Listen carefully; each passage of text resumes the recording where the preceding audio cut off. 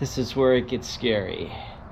I have disassembled the velomobile, at least all that needs to be disassembled. I pulled the chain out.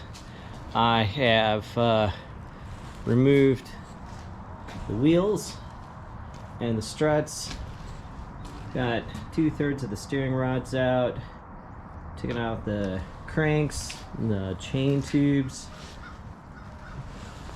I've almost got the boom out. The reason the boom is coming out is because I'm going to replace it with carbon fiber. The boom subframe is just so heavy. It's about 10% of the weight of the velomobile. So getting that out and replacing it with carbon fiber that'll weigh, maybe 2 or 3 pounds or something, that alone will make a tremendous difference in the overall system weight. And then of course removing this around here, that'll reduce the weight a little bit, not as significantly of course as replacing the boom will, but between that and lightening up the nose will probably drop down, I'd be willing to bet maybe a pound in total for the weight of the new nose, versus I think this nose is around 5 pounds if I remember from what I weighed it before. So that'll drop another 4 pounds. So when you start adding all of that up, that makes a pretty big difference in the system weight. My hope is that I can get it down maybe to 80 pounds. I'd be thrilled if I could get down to 75, but I think that might be pushing it. But even just dropping it down from 90 to 80 pounds, I think will make a noticeable difference in the ride, and of course then fixing some things aerodynamically will help as well. And the goal now that I've got the Quest XS, the goal with the Cedar WAW is to use it for grocery shopping and errand running. The reason I don't want to use the Quest is because the Quest is so flexible and delicate that I'm worried that somebody's gonna sit on it or push on it, even with the invisibility cloak that I've got, the motorcycle cover. I'm afraid that somebody would break it. With the wood WAW, I don't have to worry about that. This thing is super tough, so I think it would make a good errand runner, and then use the Quest for fast rides. Progress is being made. I've got all the parts out actually quite a while ago, and now I'm working on the actual destruction part. I'm using an oscillating saw. Getting in to pull out this this ledge and the wheel wells is delicate work, and I'm sure I'll have to do some interior repair work afterwards. But here's what I've done so far. I've got that surround off. Was 6-ounce fiberglass over some 1/4-inch foam insulation.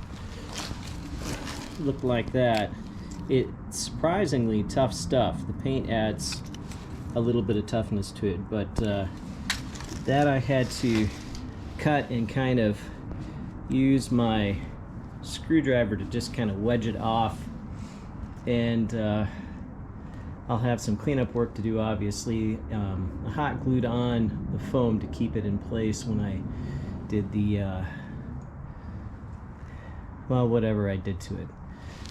And now I'm working on removing the ledge.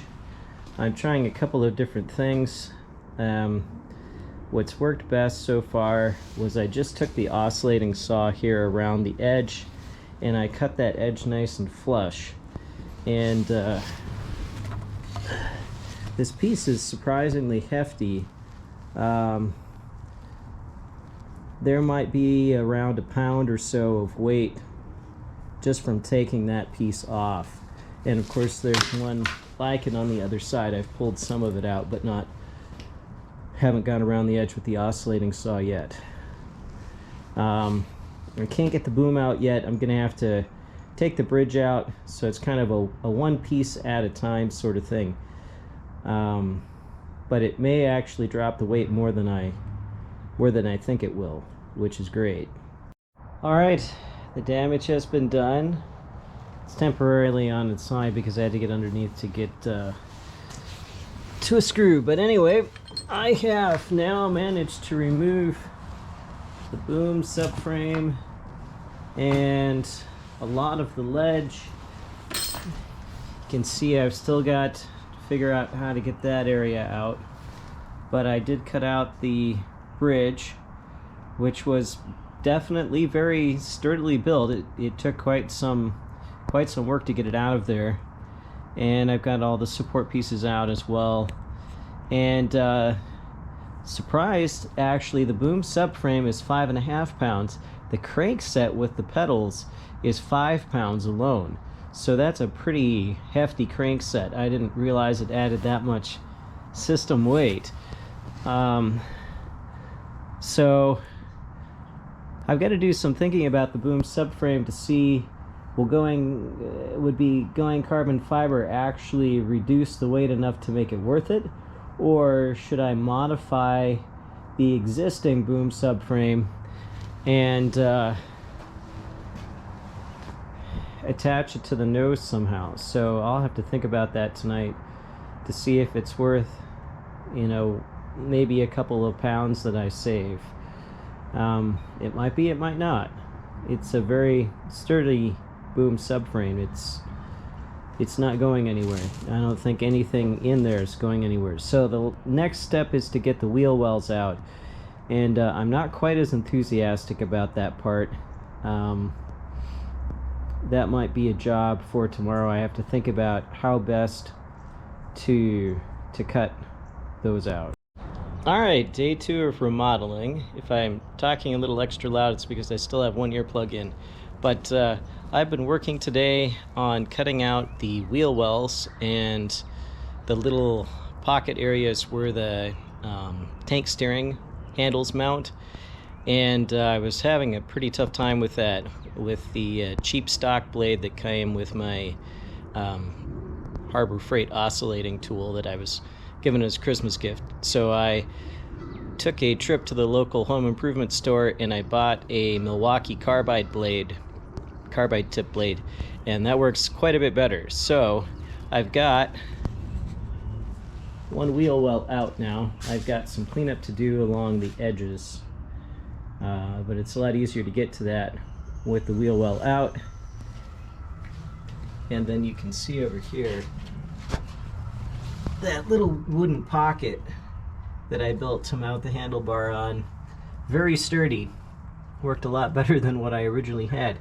But I weighed the wheel well and the mount that I took out, and it came in at roughly 4 pounds on my bathroom scale. It's not the most precise scale, but I mean, holding it I can feel how hefty that thing is.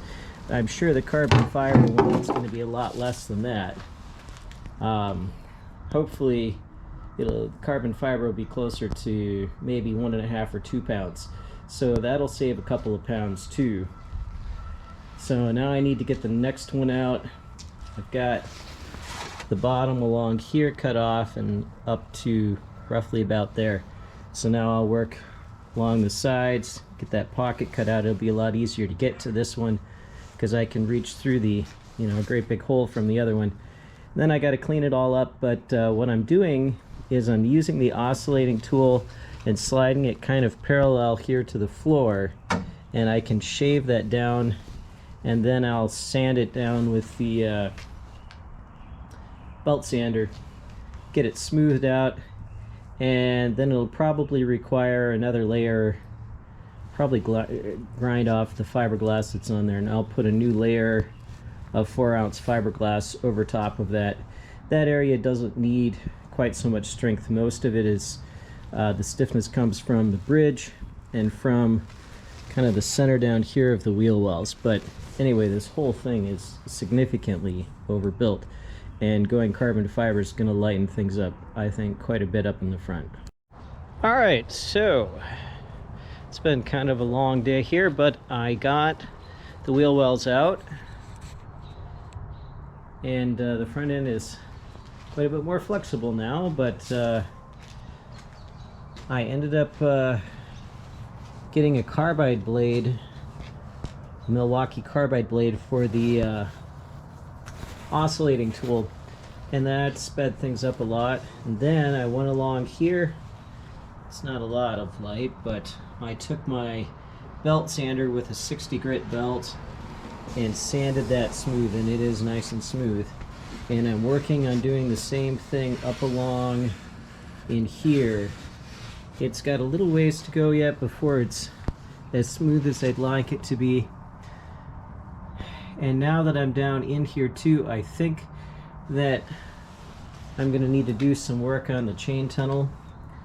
A little concerned about all these bubbles along here, and now that I can actually see it, I can see just how bad they are. It's possible that I may cut some of the chain tunnel out, or I might just try to reinforce it some more. We'll see. Yeah, the walls I've gouged a little bit in here. It got down into the wood, so I'm going to need to either sand that smooth or put some wood filler in there and then patch it with fiberglass. Otherwise, here along the sides it turned out pretty nice and smooth. Some of the fiberglass there is pulled away. Anyway, I think it's in a pretty good spot for tomorrow for me to start working on building the molds for the wheel wells. And then once those are built and installed, then I can work on the bridge. I apologize for the noise. My neighbor is obsessed with having a very, very mowed lawn.